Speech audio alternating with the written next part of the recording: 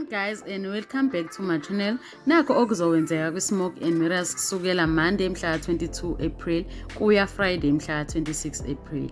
Monday mhla 22 April. Umlamleli ke uyathuka methola ukuthi ubufakazi obebuse office lukaMthetho bulahlekile.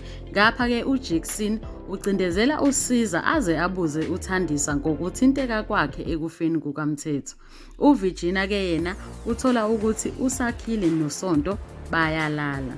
NgoLesibili ke mhla 23 April izinsolo ezingekho zinhle uSiza anazo ngoThandiswa seziqala ukuvela ngenkathi efuna iqiniso kuThandiswa. Ngapha ke umhlaba uyabhidlika kuThandiswa njengoba ephelelwe yithemba efunana nezimpendulo ngokunyamalala kukaDikeledi.